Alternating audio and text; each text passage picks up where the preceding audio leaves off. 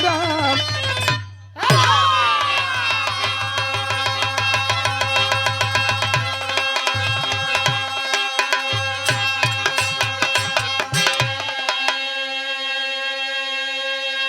बिरहा तमाम आप लोगन सुनीला, हमरे बड़कवा लोगन, हमारे गार्जियन लोगन बैठल हुन, बहुत प्यार आप लोगन दिहिला, बहुत आशीर्वाद दिहिला। लेकिन ये बिरहा जोन हम गावे जात मानी 15 मिनट शांति बना के बिरहा के आप लोगन सुन ली। ए बिरहा में वीर रश्मि हो और कड़ू रश्मि हो, 4 लाइन भूमिका है मास्टर बा। वतन आबरुमान मातृभूमि, हम प्राणों से प्यारा ये मेरा तिरंगा, हाँ अनोखी जहां के धरा पावनी,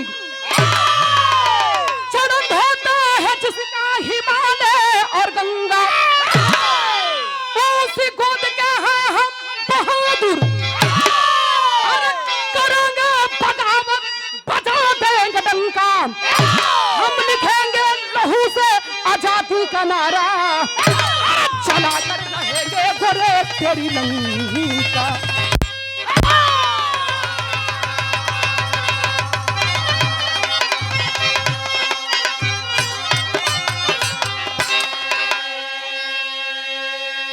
बिरहा पहलवानी आप लोगों ने सुन ली, बहुत अच्छी कहानी रहल, बहुत सुंदर भाव रहल। लेकिन ये कहानी जोन बा यहाँ जे भी बैठा रहा, भगवान सबके घर में बिटिया बहन देले हुन, केहू ऐसा नहीं खे कि जेकरे पास परिवार नहीं खे। लेकिन ये एक परिवार से कहानी मिलल हो। बिरहा में एक लाइन कवाली बा, कौन कवाली बा?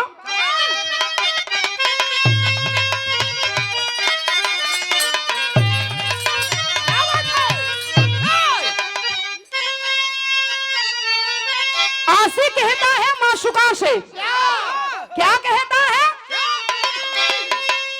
अगर दिलेवर की रुसवाई हमें मंजूर हो जाए, अरे सनम तू बेवफा के नाम से मशहूर हो जाए।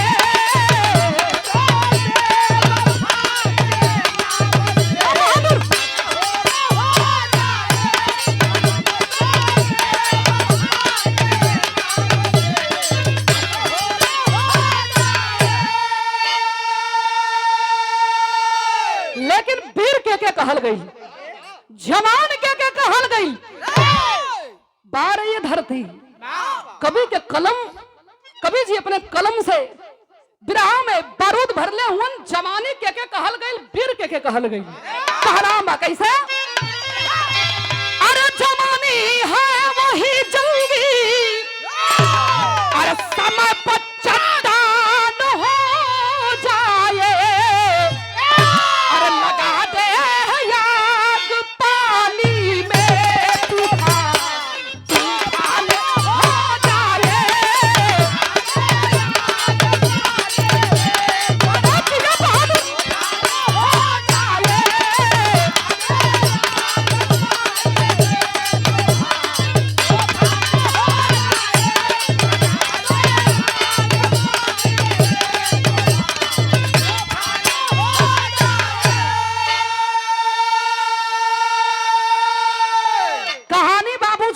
शुरुआत हो गई, ये केकर कहानी हो, कहां से लिहल गई?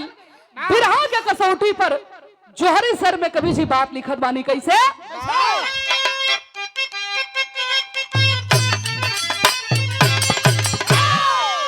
यह देश सभी से ऊपर, जिसके हैं हम रखा वाले, जिसकी है खटा निराली, कुदरत है जिसको ढाले, अंत में भारत भूमि, जो कब्र तिर जनमाती,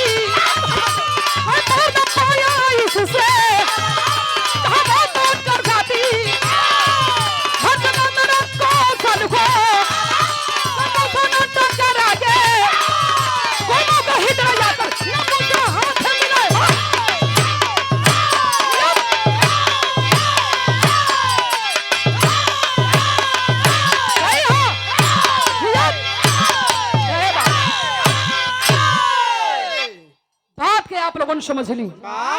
ए भैया यहाँ जे भी बैठल हो अमृत शहर जलिया वाले बाग के कहानी लमसम सब कोई सुनले हुई, लेकिन गौर करेंगे वही जलिया वाले बाग में जैसे आप लोगों ने बैठ के बिरहा के सुनता नहीं, यही तरह लोगों की भीड़ लगल है। लोग बैठ के मीटिंग में जवानन के क्रांतिकारी नौजवानन के बात के सुनत हुअन और बात से सहमत होत हुअन।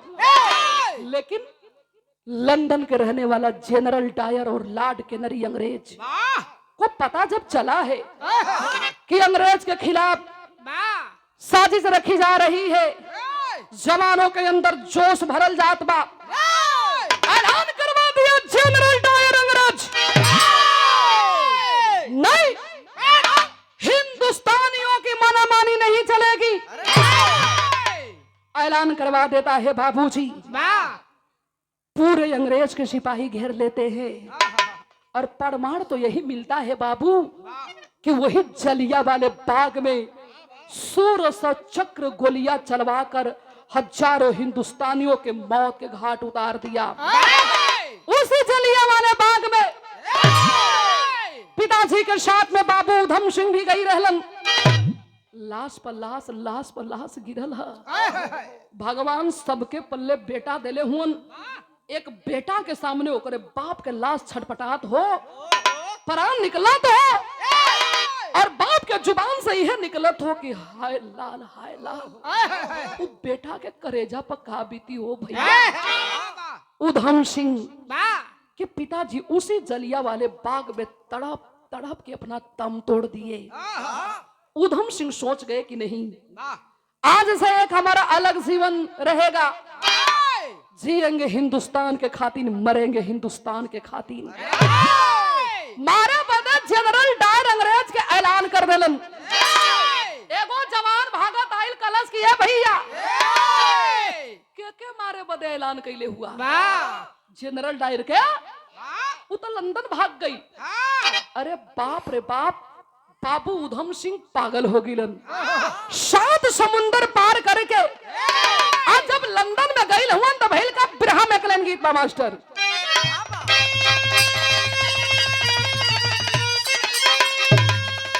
स्वर्गीय रामदेव गुरु जी ए लाइन के बड़ा मचल के गावा कैसा गावा मास्टर।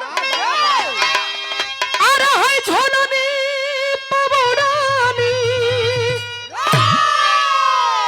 अरे हाय झोलनी पवड़ानी, जहाजिया मांगा दाम, अरे हमारे पैज गुरु जहीरा जलादा।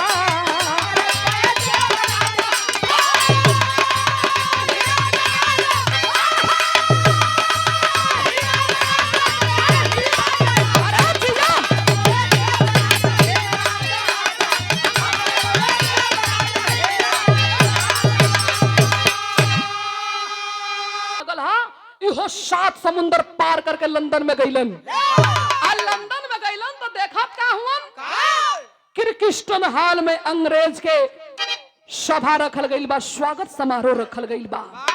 पत्रकार के भेष बना के यही करेजा में खून खौलत बा, जाके सामने वाले कुर्सी पर पत्रकार के भेष बना के बैठ गिल हुन। और जब अंग्रेज आइल ह तो इहे कइलन, का कइलन, अरे हाय कोरे जुल्म याला नामा, अरे हाय कोरे जुल्म याला नामा, सुन मनाया बाबू, अरे कबर पपिया रंग जमावल सुए बाबू।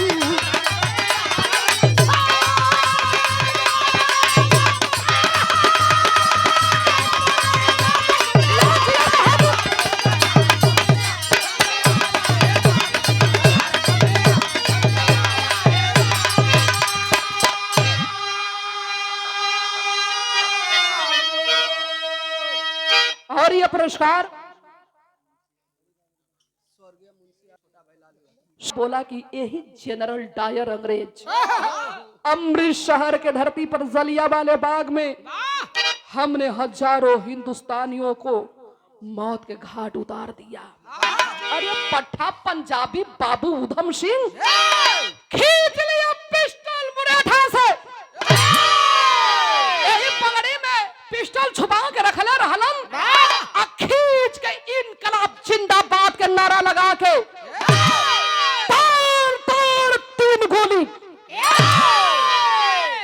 अंग्रेज के मरलन हो पंचो। चारों तरफ से अंग्रेज घेर लिए। अंग्रेज घेर के बाबू उधम सिंह के वही लंदन में पेंटाबेला जेल में ले जाके फांसी की सजा दे दिए। बात पेपर में छप गई। हिंदुस्तान के धरती पर हाहाकार मचल है। उधम सिंह के दोस्त दिलबाग सिंह जे एक दांत के रोटी खाए एक संगे रहे। बाबू मर गिलन बचपने में, माई मर गई बचपने में। एगो बहनिया बा अपने हाथ से पोष पाल के सयान कैले बाड़न। एक हाथ में पानी ले ले बिया, एक हाथ में पेपर। दौड़ल बिया घरे से, भैया ए भैया भैया, अरे हई पेपर में का लिखल बा हो? भैया उधम सिंह तबले पेपर दिलबाग सिंह हाथवा से बहनिया के झपट के छीन लेलन। का पढ़त ही रे? दे हम पढ़ी। पेपर के खोल के जब पढ़लन तो लिखा रहल कि उधम सिंह के लंदन में फांसी की सजा दे दी गई। अरे बाप रे बाप, वही पेपर के सीने से लगा के और दिलबाग सिंह फूट फूट के रोवे लगलन कि का हो भैया, हमनी के एक संगे घुमनी जा, एक संगे पढ़नी जा, एक संगे खैनी जा।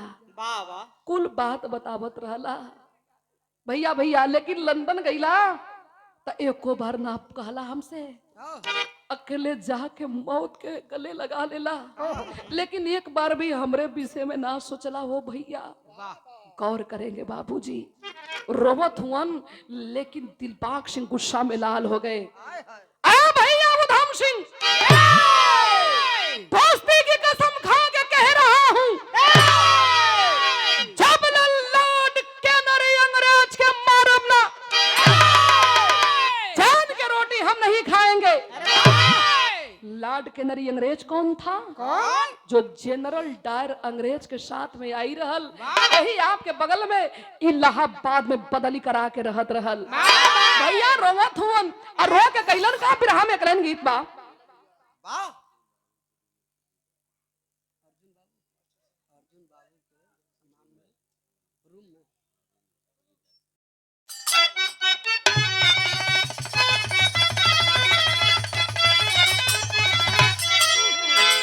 कौनो भौजाई है,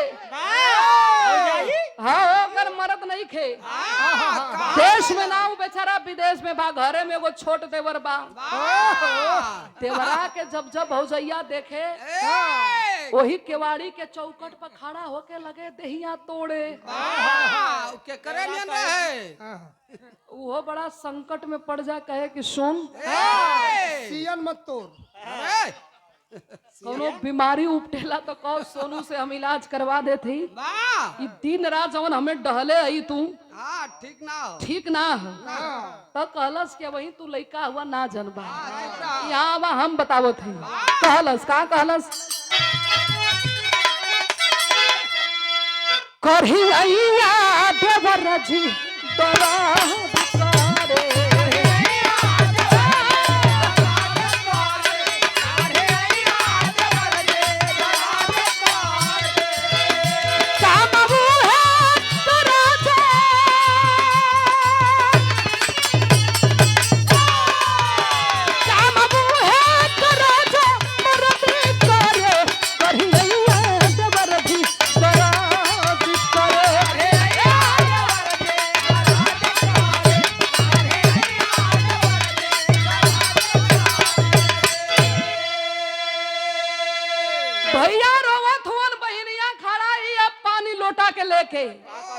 मुहवा सुखा था भैया के, तनी पनिया दो घोट पी लेता हो।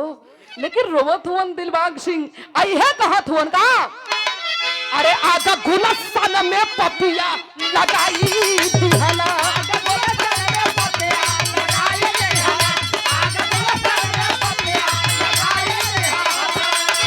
आगे भपियन पर कोलिया, आगे भपियन पर कोलिया लगाई दिहला, आधा गुलसन में पपिया लगाई दिहला।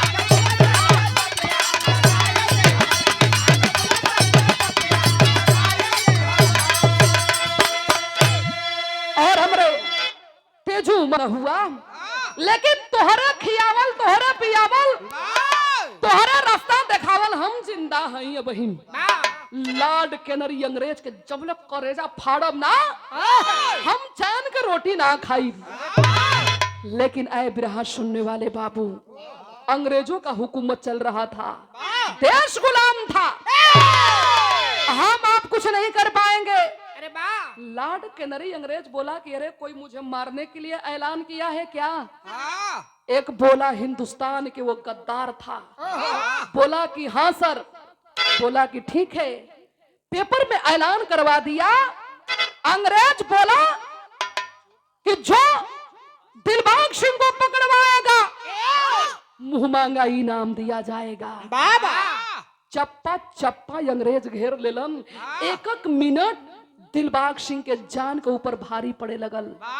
ए बात के ना चिंता कि हम मर जाई, चिंता कौने बात के ह?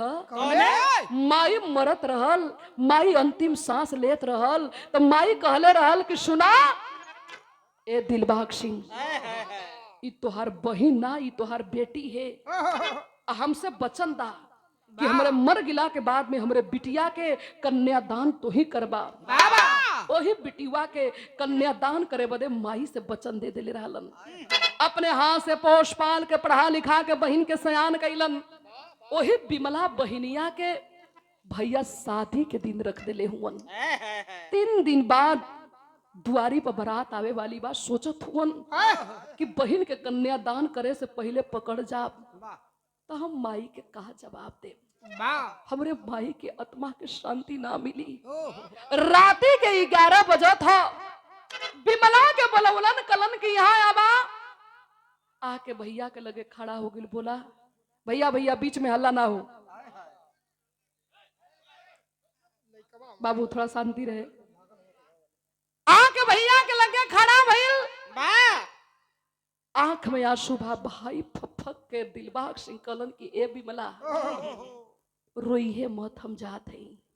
भैया कहाँ जात हुआ? 3 दिन बाद बारात आई, न बियाह के कोनो सामान बा, कैसे द्वार के इज्जत बची? कलन तू रो मत रे पगली, बियाह के सामान धीरे धीरे कुल पहुंचवा दे, 3 दिन के टाइम है ना, हमहू आई तोर कन्यादान करके चल जाई। ए भैया बहनिया के समझा बुझा के जाके भागते भागते जिसे रुआ सब बैठल बानी जा, यही तरह जवान बैठल हुवन, हथवा जोड़ के फफक के रो के कलन की का हो भैया लोग, बिमला हमरे खाली बहिन है, तो लोगन के ना बहिन है। जवान कहलन की का बात करत हुआ? बिमला हमार बहिन है, हई भैया लोगन के बहिन है, बहिन के कन्यादान होई, बहिन के डोली उठी, अब तू कन्यादान करबा। जवान बतिया के आपस में दिलबाग सिंह के कुछ खिया पिया के आज सुतवलन की तनी आराम कला, कई दिन से सुतल ना हुआ तो आज चेहरा बतावत था। चिंता मत करा, लेकिन गौर करेंगे बाबूजी। सब जवान धीरे धीरे खा पी के सुतल बाड़न। वही जवानन में से एक जवान निकल पड़ा, भागते भागते गया कहाँ? लॉर्ड कैनरी अंग्रेज के बंगले पर। जाकर अंग्रेज के बंगले पर बोला, अरे साहब आप दिलबाग सिंह को पकड़ना चाहते हैं तो मेरा क्या फायदा है?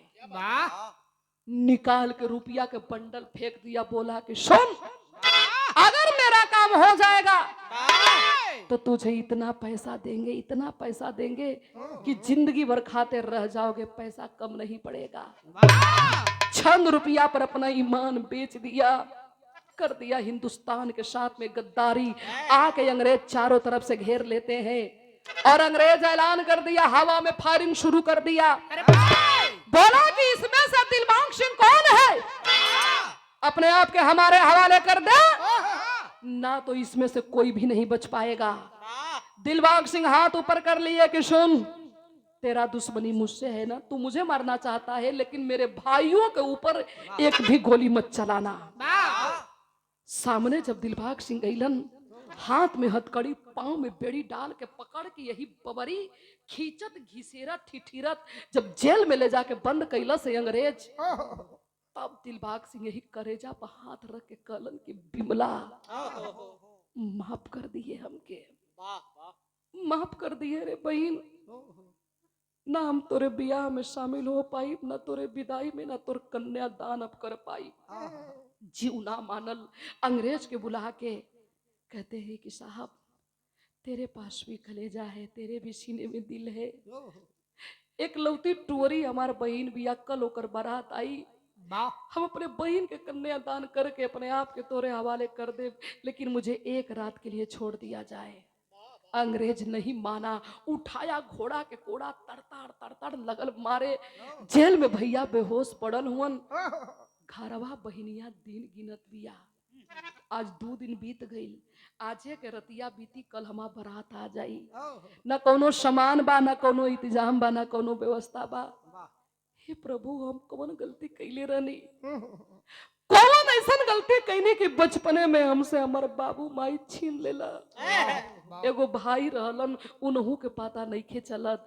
भइल का भाव मास्टर,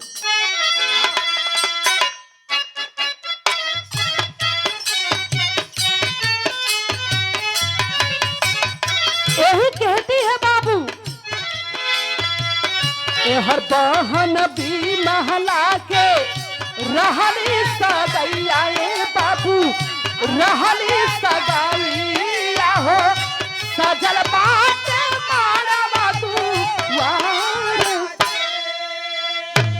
मेहदी महाबर्तन पे बिहसे हरा दिया रे, बिहसे हरा दिया हो, जई है चिड़ैया ससुराल, दिनवा बीता आजा आई है बरातिया रे, आई है बरातिया हो, कब आया भैया हमार। ए बाबू, दुआरी पे आके बारात और हमरे तेजू काका यहाँ प्रोग्राम बात हतना व्यवस्था कैल गई बा ना, वहाँ कोनो व्यवस्था नहीं के, अनहार घर ओकर लौकता। गांव के 2 4 5 आदमी सम्मानित लोग जुटलन, 10 ठे लइका के बिटोरलन, कहलन कि सुना उ टूअर हिया, ओकर बाबू माई ना हुअन, एगो भाइयों रहल तो वहू के पता नहीं खे। गांव के एक बेटी के बारात वापस चल जी, करे मर्दवा कहीं दुनिया में हमनी के मुंह दिखावे लायक ना रहल जी। गांव के लोग मिल के बारात के सेवा सत्कार करत हुन। पंडित जी कलन तब बिटिया के भी बोलावा, कन्यादान भी हो जा। बिटिया के बोलावल गई, घूंघट में बहनिया मड़वा में बैठल बे, लेकिन भाग भाग के ओकर अखिया वही दुअरिया पर जात बा कि केहरो से अपने भैया के मुहवा तन की देख लेती, एक झलक पा जाती अपने भैया के। लेकिन भैल का विदेशिया के अंदर भाव है मास्टर,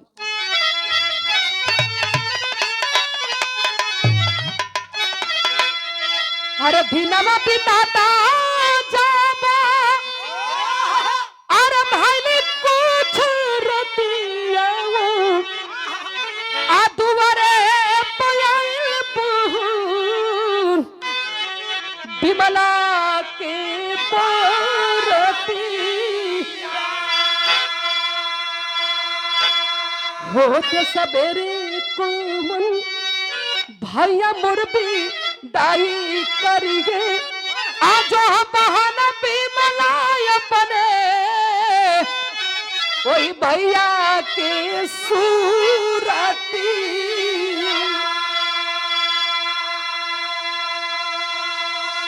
ए बाबू गजब हो गिल हो भैया, मड़वा में बियाह बैठल हो पापी अंग्रेज, अतना तड़पा तड़पा के मरलन कि भैया तड़प तड़प के दम वही जेले में तोड़ देलन।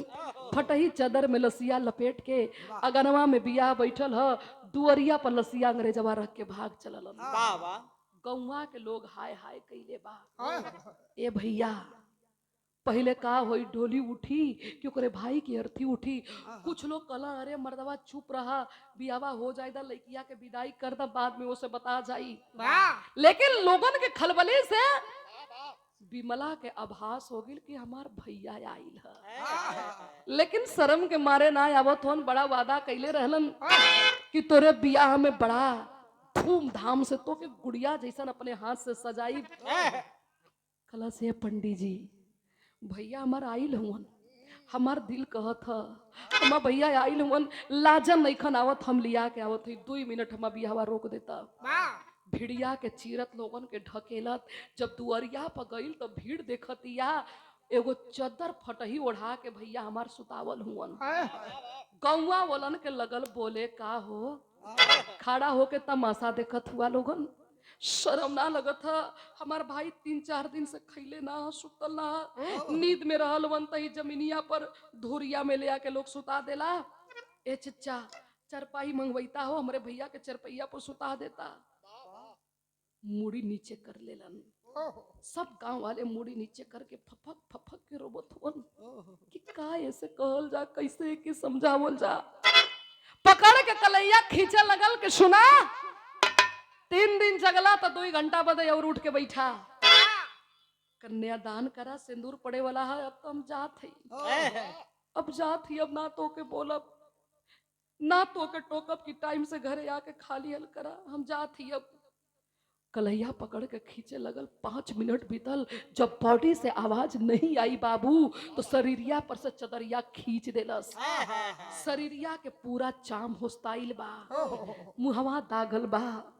भैया के जरल का देहिया देख के हो बाबू ये दोनों हाथवा छतिया पर पटक के कहलस कि आई हो भैया ये तोहर दासा ऐसन के कैलस हो तो ये कहत रहला ना राखी के बधाई ना देव जब डोली में तो के बैठाई एक ऐसा निशानी देव की जिंदगी भर याद करबी। का भैया ये निशानिया देवे बदे आप हमसे वादा कैले रहला ना चाही। गांव के मेहरारू पकड़ के खींचत है कलश की 1 मिनट रुक जा। पाकिट में हाथ डललस तो एगो चिट्ठी मिलल। मरे से पहले भैया अपने खून से उस चिट्ठी में लिखे थे कि बिमला मुझे माफ कर देना ये दुनिया के छोड़ के हम जात बानी लेकिन हमार पता बतावे में अंग्रेजन के हाथ में करे में केहू और ना। जैसे तोर शादी तय कैले बानी ना उहे पापी छंद रुपया पर अपन ईमान बेच के हिंदुस्तान के साथ में गद्दारी कैले है। भागत भागत मड़वा में आइल मड़वा में बिया बैठल है दुल्हा भी बैठल है। जोर जोर से ताली पीट पीट के हंसने लगी। लोग कहलन की लगा तब पागल हो गई। बहिनिया कहला बिया भाई हो भरत लक्ष्मण जैसा अरे भाई हो भरत लक्ष्मण जैसा जो तज दिया तक राजधानी को अरे पति हो भगत उधम जैसा जो लुटा दिया जिंदगानी को। अरे गाँव वाले ये जो मड़वा में बैठा है हिंदुस्तान के गद्दार है। छंद रुपया पर अपना ईमान बेच के हीरा जैसा हमारे भैया के पपिया मरवा देलस। कहतिया बहिनिया अरे गद्दार पति के संग में मैं अरे गद्दार पति के संग में मैं हरगिज नहीं ब्याह रचाऊंगी। अरे बन करके कलंकित दुनिया में गद्दारन कहलाऊंगी। खड़ा हो गया मड़वा के बीचों बीच दुल्हा बोला रे पागल लड़की जुबान पे लगाम रख के बात कर। भैया भैया भैया मर गया तेरा भाई साला भीख मंगा था मुझे फूटी कौड़ी तक भी नहीं दिया और अंग्रेज इतना पैसा दिए हैं कि जिंदगी भर तू खाते रह जाएगी पैसा कम नहीं पड़ेगा। तबले उठा के चुनरी के जवन चुनरी ससुरा का शोभा रहे बधला से यही माथे पर पगड़ी। कहती है कि सुन ये तेरा फैसला था तो एक मेरा भी फैसला है। तब उठा लिया हाथे पिस्टल तब उठा लिया हाथे पिस्टल गूंजी इनकलाब की बोली है। और भारत के सिंघनी दुल्हे के सीने में मारी गोली है। कहती है कि सुन एक तेरा फैसला था तो ये मेरा फैसला है। उठा के कटर लेके घूमे लगल पकड़ के गर्दन कटलस पागल बन गई बिया। मालूम पड़ा था कि धरती पर चंडी उतर के चले आई है। तो भाई का भाव है मास्टर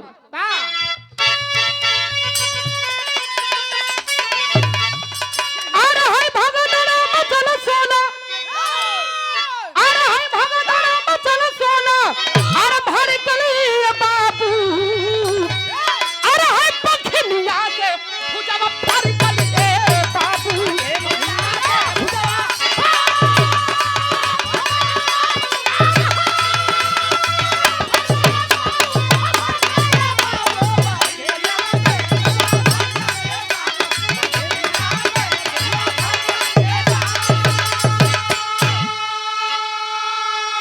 तब जवान कैलन का कैलन अरे कैले प्रतिज्ञा वीर बाकी ना जवाना अरम बरल चाहिए मनवा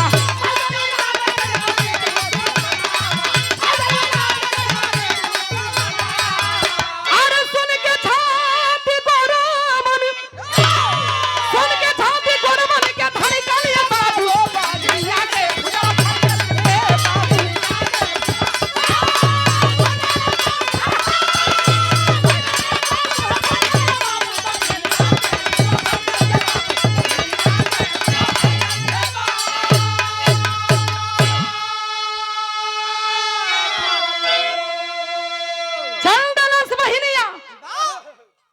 बनल ही मारब जुबा पे के आवाज हम मारब के लाड के दरी अंग्रेज के अपने हाथ से काटब जवान 10 गो कहलन कि सुना ए बहिन आज लई तोरा अकेले काम नहीं के तोरे संगे 10 गो तोर भाई हुवन लगल पता लगावे कि अंग्रेज मिली कहा पता चलल कि इलाहाबाद में नए वाले बंगले पर अंग्रेज अपने जन्मदिन के धूमधाम से तैयारी करत हो चल देती है बिमला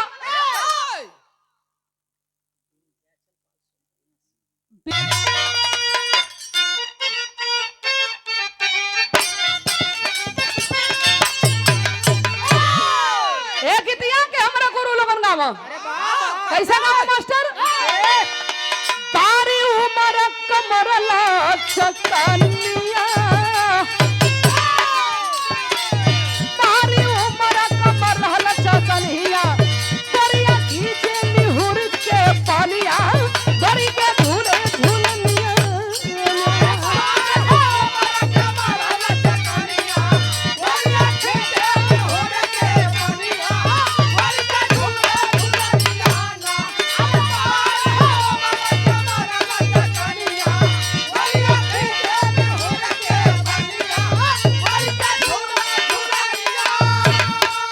और ये अरे लिहाना घेर से रतन लागल काया के दिया हो तो अलिया तुम भी जागल जवनिया लिहाना घेर से रतन लागल काया के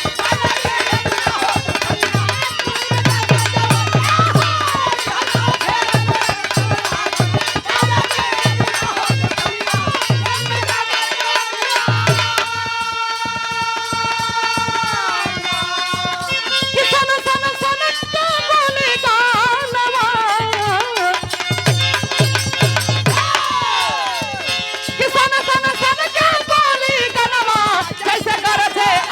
जैसे करे थे अब रगनवा फिर भी जगरी सार भेटैला सब पहलो इनके लैला कैला तेरा कोरे सालन के तलिया हो तू पलिया तुम जागल जवनिया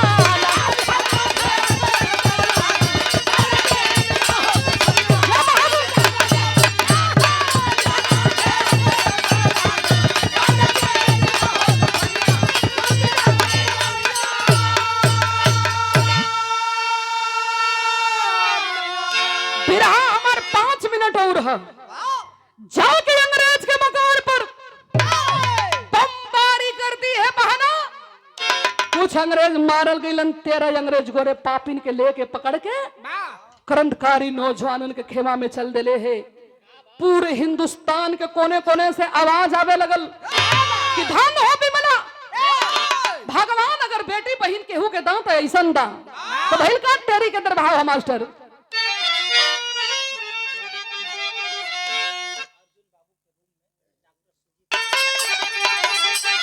अरे बगावत करने बागी चल पड़े अरे बगावत करने बागी चल पड़े मारा इनकलाब के रणजंगी लगावत रे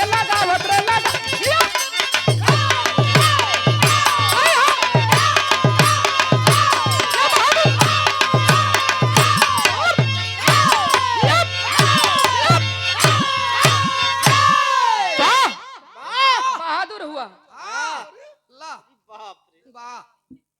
ये हमारे ओर से लेला एक लाइन में खड़ा कर देलस कहती है कि सुन अरे अंग्रेज तू हमारे भाई के छीन ले वो भाई ना हमार भगवान रहलन लेकिन ई याद रहे ये धरती पर जब जब पाप बढ़ल है वो पाप के अंत जरूर भइल है, लेकिन तोरे अंत तो हमरे हाथ में लिखल है। विमला बहनिया कैलस का आल्हा के अंदर भाव है मास्टर बा।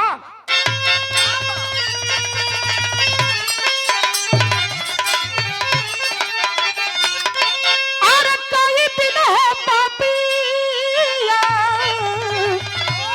पहाड़ बन के रही है, ताजाई आई जहिया समय के तूफान।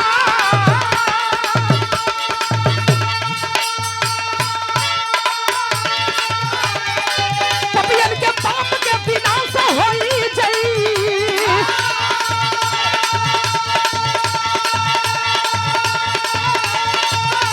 नाही धरती पर हसायाता।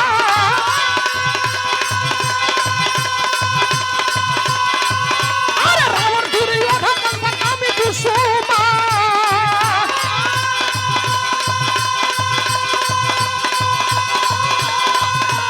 अंत वैसा सानवा के धैला सीरी माँ।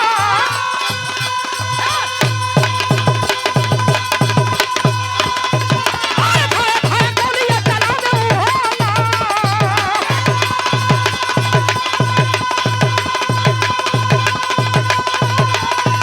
अरे धाय धाय गोलियां चला दे होला।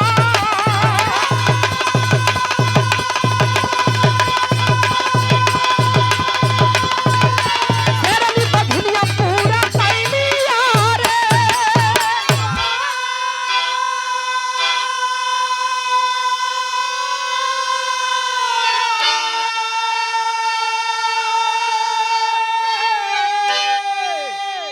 गौर करेंगे बाबूजी।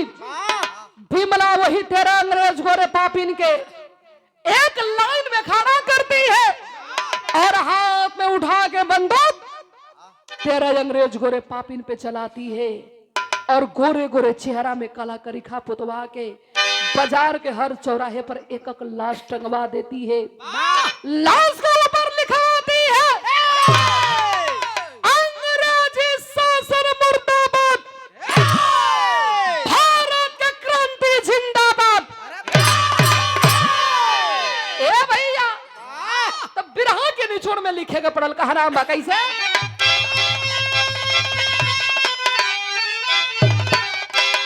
विमला भागी भैली अरे है दसवा के बर्बादी के खातिर, रंगली लहू में कंगन में हो जा जाती के खातिर।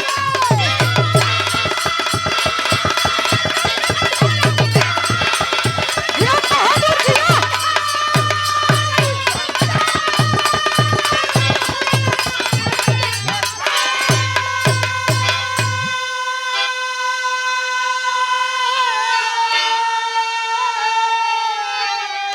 अरे रोपे आके लो भी दुल्हा कह दिहला गदारिया, अब मेहदी महावर माहुर हो गई पियारिया। झंडा भारत देश के झोंके न दिहली अरे है शादी के खातिर, रंगली लहू में कंगन में हो या जाती के खातिर।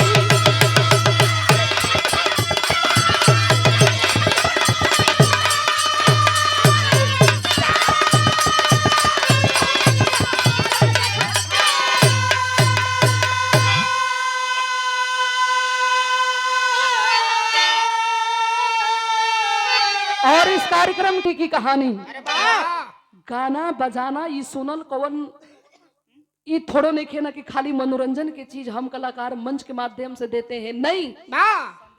समाज में एक कलाकार अपने गायकी से और कवि के कलम के माध्यम से कलाकार भी समाज में एक नया संदेश देता है बाबूजी। इतिहास का पन्ना उठा के पढ़ने से ये बिटिया कहा ना है, सरहदे हिंद से लेके पहलवानी से लेके राजनीति से लेके खेल कूद तक नारी भी चढ़ बढ़ के हिस्सा ले रही है। तो बिरहा के हमारे शीर्षक रहा ना पिस्टल और पियरी। आखिरी मन में भाव है गुरपतु गुरछैतर कहे वीरों का मेरा घराना, काशी बुल्लू सुखनंदन के जाने सारा जमाना।